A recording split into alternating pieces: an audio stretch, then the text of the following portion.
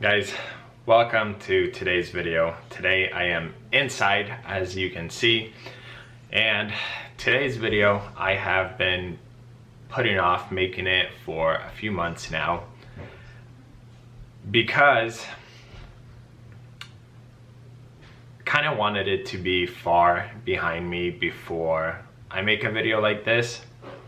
We're just gonna jump into it.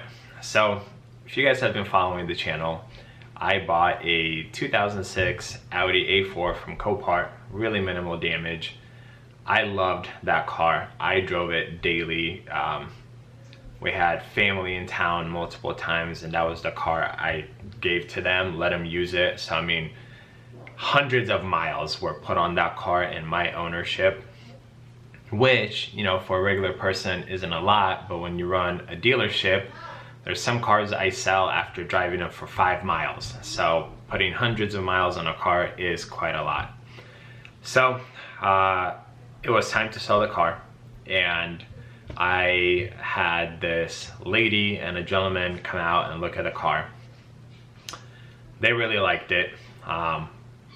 They came out in the evening, like 7-8 p.m., pretty late, and I actually had a buyer lined up for that car the following morning, coming from like 3 hours away. So basically these people came out, they looked at the car, they drove it, they liked it, and they agreed to pay my full asking price, and they had a check for me. Basically, the story was the lady who was buying the car, her mother is out of town. She gave her a check, basically said, hey, find yourself a car while I'm out, and you know, here's a check, blank check, and do what you need to do, buy a car. She gave her a certain limit, and that's what it was. So the couple that came out and looked at the car, honestly, I didn't have too many red flags, but in a lot of this, it was my fault that I just overlooked things and I didn't have my guard up. So she gave me the check, I gave her the car, I kept the title, basically that I'm still the owner of the car, with the agreement that the following morning I'll go deposit the check. Once everything is good, she could come back and pick up the title. So the following morning comes around and I go to the bank and they try to process the check, but it has a stop payment on it, which means they can't accept the check, and I have to track down this lady. So that's what I did. I was like, okay, I'm not gonna be worried about it. I left the bank. I sent a text message to that lady, basically, you know, what's going on? Why did the check bounce? And no response came from her. And my next logical thought was, I'm gonna go to the lot, I'm gonna pull up the paperwork and find the information she gave me, her address, her name, and then just go drive to her place, see if the car is there, and, you know, go see her in person. So I show up, I pull up the address onto Google Maps, and the address is non-existent. It's not a real address. And you know, when you sell a car, you don't really, you know, put it into Google to verify if the address is accurate or not. Plus, this was the first time kind of scenario for me, and that was my second big flag, like a large flag. And I was like, okay, well, this isn't good. So I called the police right away, and it took them about an hour to get to me because mine wasn't like a high priority call. So I waited around at the lot for the police officer to come out. Very nice gentleman came out, took my report, took all the information I had, showed him the check, he took photos. I mean, basically compiled everything. And we kind of, you know, went our way. So as I'm driving back home, the lady finally responds, going, oh my goodness, I'm so sorry. I'm at a birthday party for my kid. I didn't see your text message. I don't know why the check bounced. Like, my apologies. I'll bring back the car today after the party. And I was like, well, yeah, I kind of want the car back like now. And waiting for her response, the police officer calls me and he goes, "Hey, I'm so sorry, I was out on vacation. I guess there's a new policy change where I need your physical signature in order to submit all of this. Can you come back to the lot and can I get your signature?" So I went back there, I showed him the text messages, and he goes, "Well, it sounds like she wants to return the car. My suggestion would be hold off submitting that, you know, the car is officially stolen, because if she's driving here to give you the car and a police officer pulls her over in a stolen car, she'll get arrested. And then, you know, you'll have to figure out towing or whatever the case will be." So I kind of took that advice and left home. But I sent her a message. I was like, "Look, there's a report. It's ready to go. If I don't get the car back, then, you know, the car is going to be officially stolen." And with all of this, she's taken a while to respond, and I'm not feeling good about it. Like, something inside is like, no, I mean, just get it marked as stolen officially. So I actually called the police officer and I was like, "Look, I can't be waiting for this lady. Just mark it in your system as a stolen vehicle." He goes, "Okay, sounds good." Meanwhile, lady again is just taking forever to respond, like 30-40 minutes between text messages. And I'm thinking, man, if I would have had a car and the person tells me, "Hey, it's being marked as a stolen car," with the police department, like, I would be responding right away, like, "Hey, I'm gonna get you the car, hold tight," with updates and whatnot. So with a whole bunch of back and forth, around 6 p.m. rolls around. She's like, "Sorry, the party is just wrapping up. I'm gonna help clean up because I helped organize it, and then heading back to your place to return the car." I was like, "Okay, I will be here." So around 7 o'clock rolls around and she goes, "Do you mind if I stop by home, drop off my kid, the car seat, blah, blah, blah, and then I'll head your way?" And I was like, "Well, how long is it gonna take you to get all of this done?" She was like, "Well, it's gonna take me an hour to get home, about 30 minutes to drop off, and then, you know, another 30 minutes to bring you the car." And I'm thinking, you know, at this point, I'm not gonna push it. I just want the car back. So I was like, "Okay, that's fine." So 9 o'clock around-ish. So I get back to the lot at around 8 o'clock, you know, thinking maybe she'll show up early or whatnot. 8:30 comes around. I'm asking her for updates. She stopped responding. That was basically, as soon as I told her, "Yeah, that's fine, I'll see you at 9, I haven't heard from her. 9 o'clock comes around and I'm still reaching out to her, asking for updates, nothing. 9:15, 9:20, 9:30. I'm in the car with my wife, my kids. They are restless. We have been there for about 2 hours at this point. Still nothing. I mean, summertime, it's already getting dark. And honestly, at that point, I just felt so defeated with the whole situation. Realizing that, one, she probably isn't coming. And two, it's unfair to my kids because they don't really understand what's happening. And it's unfair to my wife. I mean, it's just all around a really bad situation. And sucked it up and we went home. And we were actually expecting family from Seattle that night. And they stayed with us for 2 or 3 days, which, as bad as it is, it was perfect timing because I was distracted. I wasn't really thinking about the car. But Monday comes around, and at this point I'm thinking, I haven't heard from her. It's been a few days, you know, maybe the car already got parted out. Maybe it's in Canada. Who knows what happened to the car? And, you know, the thing that sucked, one, I had a buyer coming out 3 hours away, which I'm sure would have bought the car the following morning. Two, I was blaming myself for not seeing the red flags because I just replayed the whole situation in my mind for a long time. I mean, I had a lot of time to think. 3, it wasn't more or less about the money, because I didn't have a lot of money into that car. I was more disappointed that such a terrible person got a nice car, like a really solid, great running car.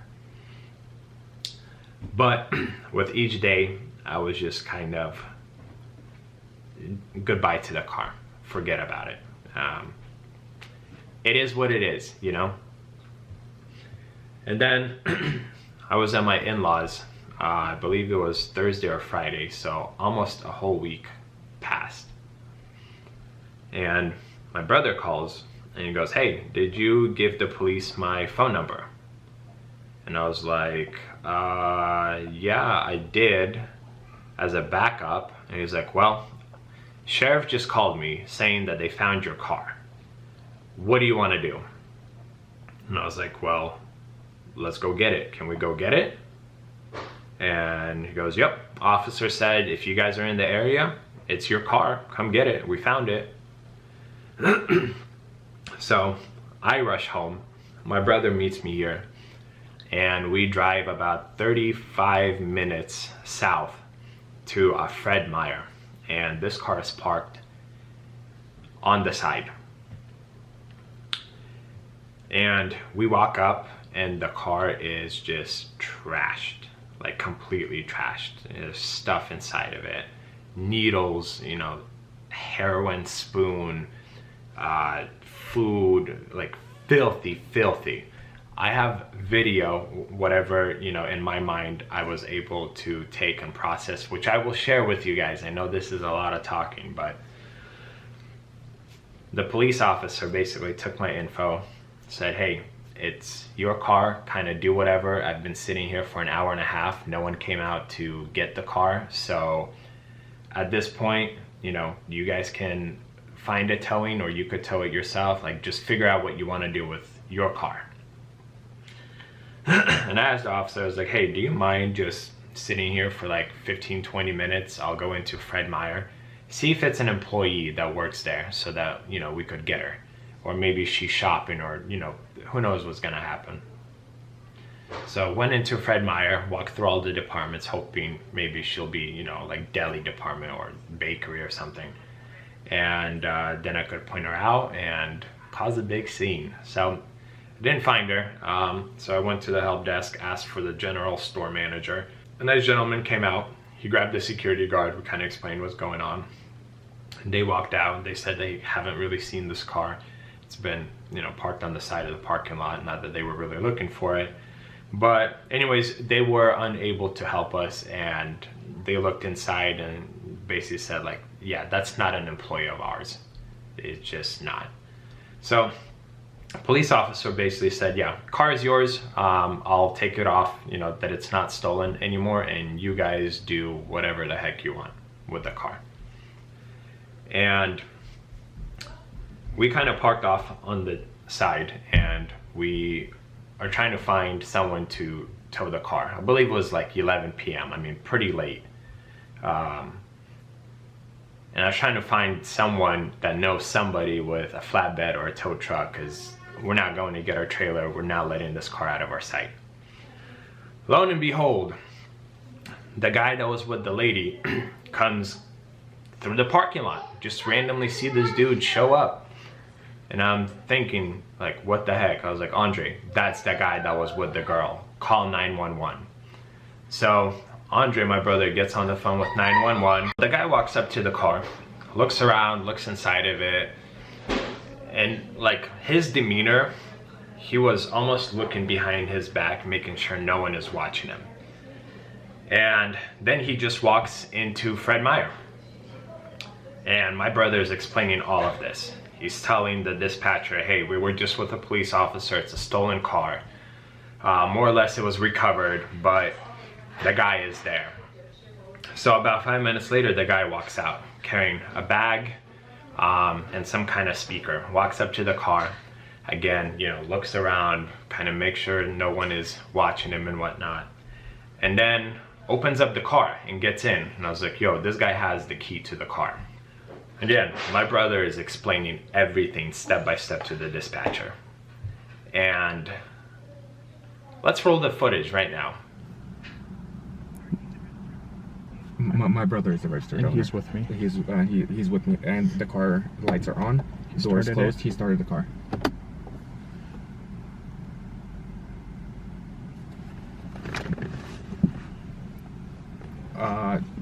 No, of Johnson Creek, yeah, 82nd. Okay, he's driving off. He's going towards 82nd. Okay, and we're following him. And on 82nd, he's turning. He's taking. He's taking. He hasn't. Right. He's taking a right, so he's gonna be going south. South on 82nd.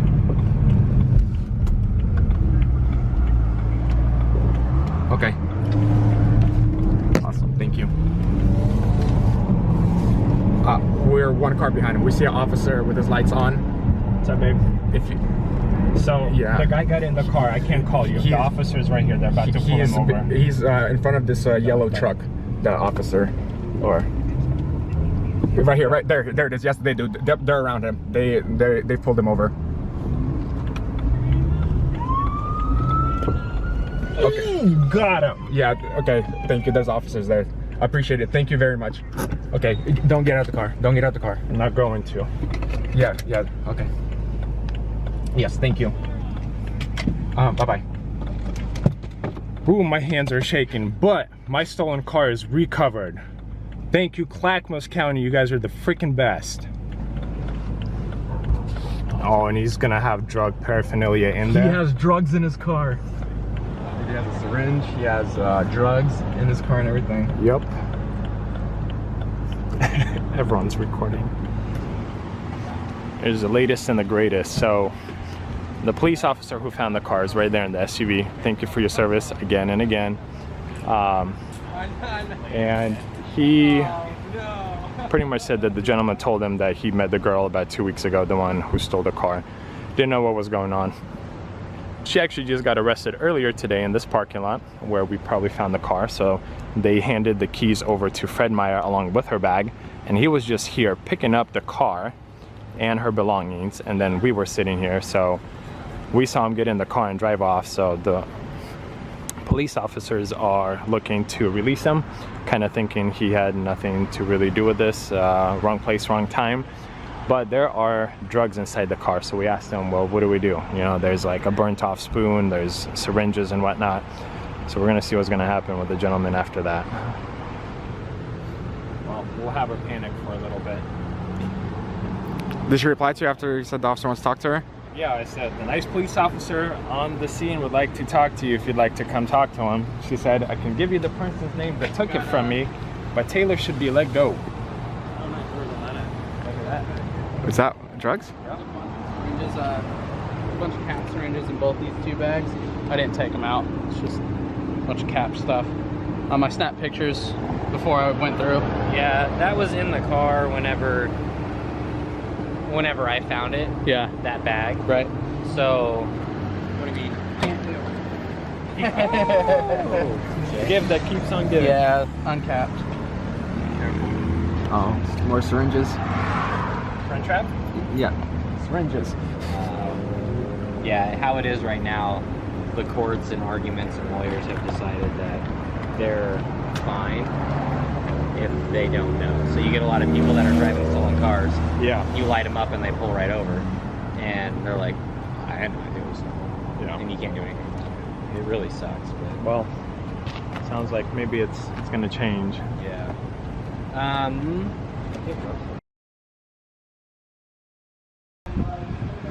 Guys, look at this. Where's that unlock key? Seems like I just had this car. Look at all this doo-doo that they left me. Some ice cream. Oh man, this is crazy. This car will need a detail. What a shame, such a beauty. But glad I got it back. Glad I didn't need to get a tow truck for it. Now, where's my brother? Oh, there he is. And he can't go in there. So if you guys can see, there was a lot of emotion, but everything happened so quickly. And again, thank you to the Clackamas County Sheriff's Department. It was executed really, really well. I mean, they got him good. But unfortunately, Oregon law states that if a person behind the wheel of a stolen car pulls over right away, not that, you know, like he was blocked in, not like he was gonna run it somewhere, but if they get out and they say, I didn't know it was stolen, you can't book him on anything. So they literally let this guy walk. It was really, really annoying. But as soon as this guy gets arrested or pulled over, I get a text message from his girl saying, Tyler had nothing to do with it. Please let him go. If, you know, anything, bring all the charges to me. And I showed it to the police officer. He's like, hey, have her show up here. We'll happily arrest her instead of him. Which, you know, in the end, they still didn't arrest him. But turns out what happened was she is a crackhead. She is a girl for hire. And in the morning, she went and shoplifted at that Fred Meyer. And she got caught and she got arrested. And she left her bag with the car key at the front desk for her loser boyfriend to pick up. So that's why he showed up for the car. And he got busted for it. So long story short, I don't know what's gonna happen in the end. A few other details, you know, with the whole situation, but you guys will see right now what kind of condition that we got the car back in. Literally, I think it was 6 days after it was officially stolen, or even after it was officially purchased. I think they bought it Friday night and we recovered it Thursday night, so 6 days. Just take a look at how messy these people are. Believe it or not, but it's actually a nice day outside. One, the car is back, and two, it's actually sunny out. So there's the 4-door M3. So clearly it's a new day, and let's take a look inside. What did she leave us? My brother right there found a cell phone inside. There's some insulin. All right, guys, look at this. Holy crap. What? Message that says. So I need to be very careful so that I don't get poked with anything in here. But guys, this is what it kind of looks like. Just complete trash.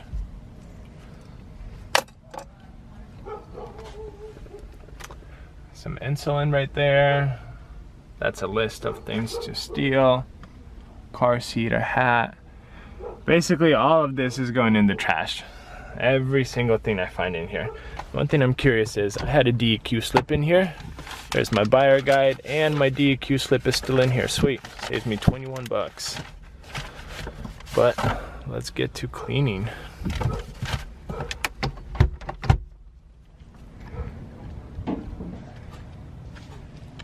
Took most of the items out, so I'm going to vacuum it out right now. My garbage can is full.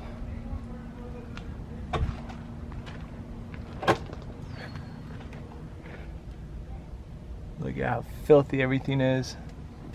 Like in 6 days, guys. 6 days. Like, look at that door over there. All those markings on it.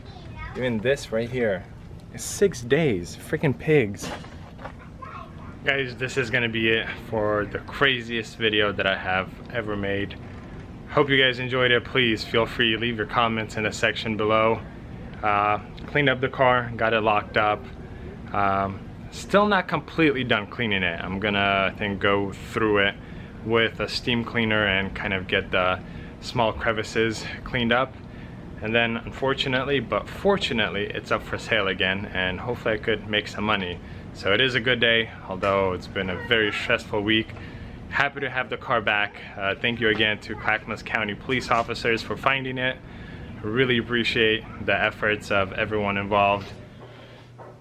Guys, again, this is not a video I wanted to make, but I mean, it'll be memories for me since it's going to be up on the public web, YouTube now. And if you're buying, selling cars, just be careful. Do your due diligence. You know, thinking back, there were red flags that I ignored them. I've been a lot more careful now. This was a very hard lesson learned, that 6 days were extremely stressful for me. And I just kept kicking myself over and over with the whole situation. You know, how can I not catch those red flags in the moment? But besides the point, I hope you guys enjoyed this video. Please leave a comment in the comment section below. Subscribe if you are not a subscriber. And yeah, I will see you guys in another video. Take care and have a blessed day.